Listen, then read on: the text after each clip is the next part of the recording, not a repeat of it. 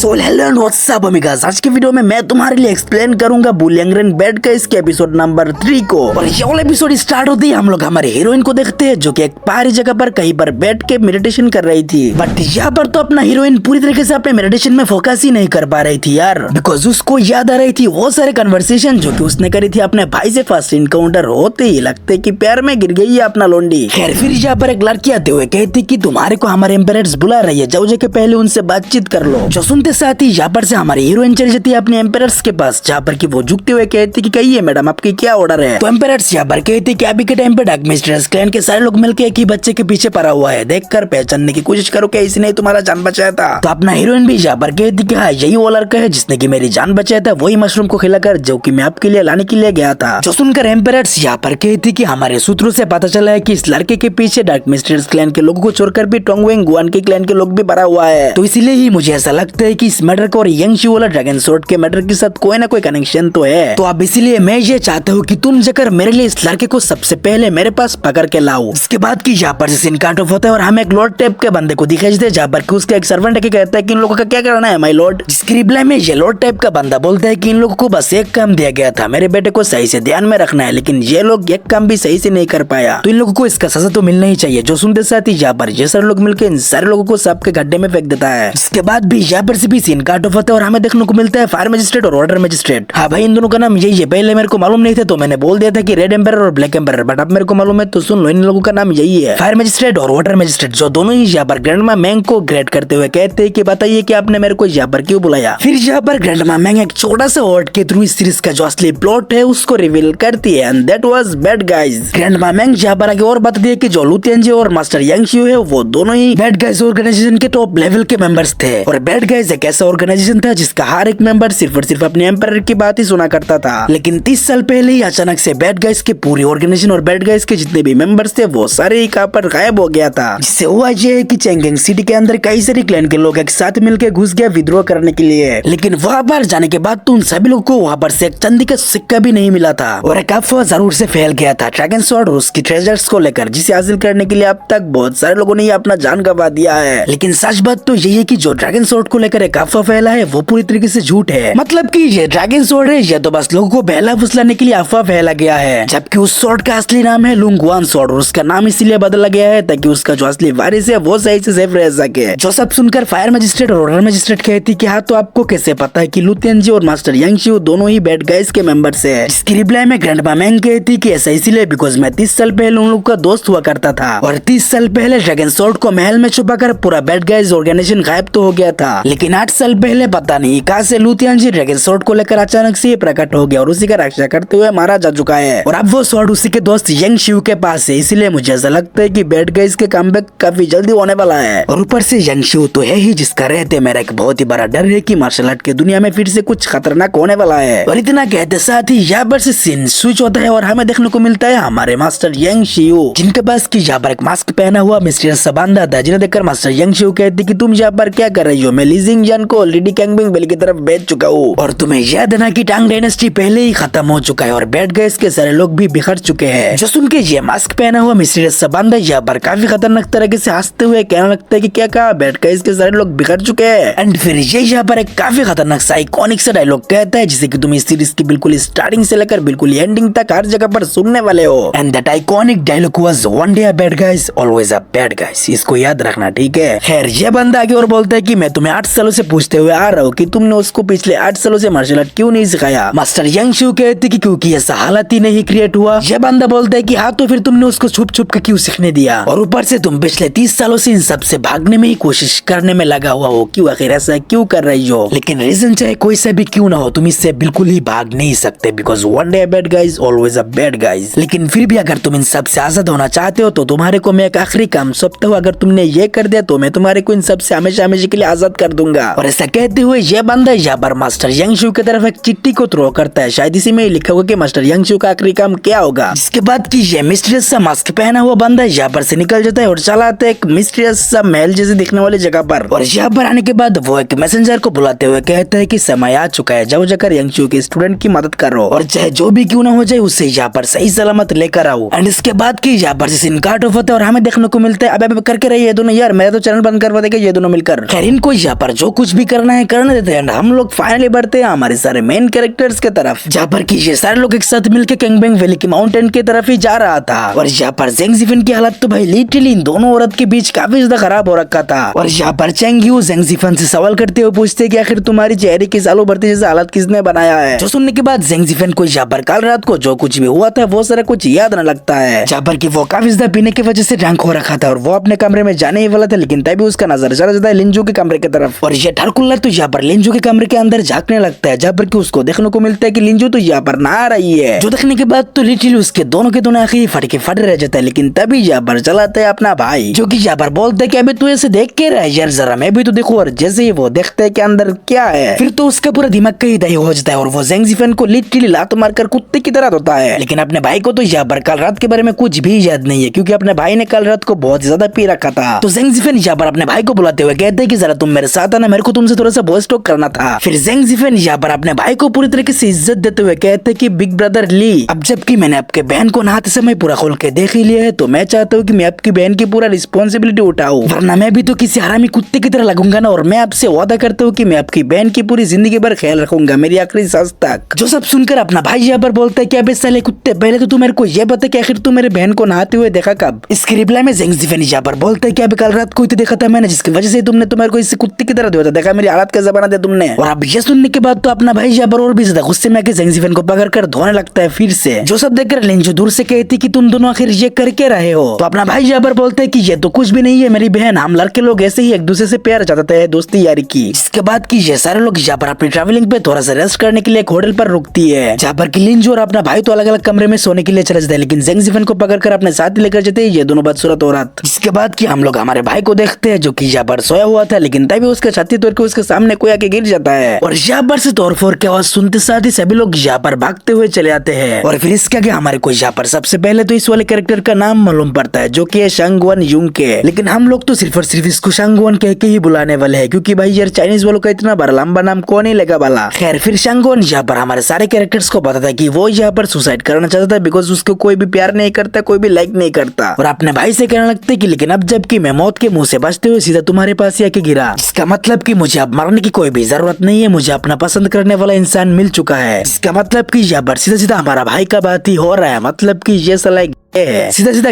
तो नहीं बोल सकता, बट समझ जाओ जो भी है। एंड इसका यहाँ पर से हमारे को सुबह के सीन देखने को मिलते हैं, जहाँ पर क्या हमारा भाई सोया हुआ था और जेंग जिफेन चुप चुप के आते हुए अपने भाई से गिड़गिड़ाते हुए कहने लगता है, ब्रदर ली प्लीज क्यों ना हम लोग उन दोनों बदसूरत औरतों को पीछे छोड़ के हम लोग हमारे रास्ते पे आगे निकल जाए। जो सुनकर अपना भाई ली जिंगजान यहाँ पर पहले तो मानता नहीं, बट जेंग जिफेन की इतना गिड़गिड़ाते हुए देखने के बाद मान ही जाता है अपना भाई यहाँ पर। तो अब ये लोग यहाँ पर से डिसाइड कर चुका था कि ये तीनों ही यहाँ पर से निकल जाएंगे उन दोनों बदसूरत औरतों को पीछे छोड़कर। लेकिन फिर जैसे ही ये लोग यहाँ पर से दरवाजा खोल के बाहर निकलते हैं, उन लोग को यहाँ पर देखने को मिलता है शांगवन, जो कि इतने टाइम से बाहर खड़े रहकर उन लोग के सारे बातचीत सुन रहा था। तो वो भी यहाँ पर उन लोग के साथ जाने के लिए जिद करने लगता है, लेकिन अपना भाई तो यहाँ पर उसको अपने साथ आने के लिए मना कर देता है। जो सुनकर शांगवन यहाँ पर जोर जोर से चीखने लगता है, जो देखकर तो जेंग जिफेन की यहाँ पर पूरी तरीके से फट चुका था और वो यहाँ पर गिड़गिड़ाते हुए कहने लगते कि प्लीज चीखो मत, अगर जरूरत पड़ी तो हमारे साथ चलो तुम। और ऐसा कहने के बाद ही जेंग जिफेन यहाँ पर शांगवन और लिंजू के हाथ पकड़कर किसी तरीके से उन दोनों बदसूरत औरतों को पीछे छोड़कर अपने रास्ते पर निकल पड़ता है। एंड इसी के साथ हमारा आज का एपिसोड यहीं पे खत्म होता है। सो जब मिलते हैं इसके नेक्स्ट एपिसोड के अंदर, तब तक के लिए स्टे सून, स्टे कनेक्ट।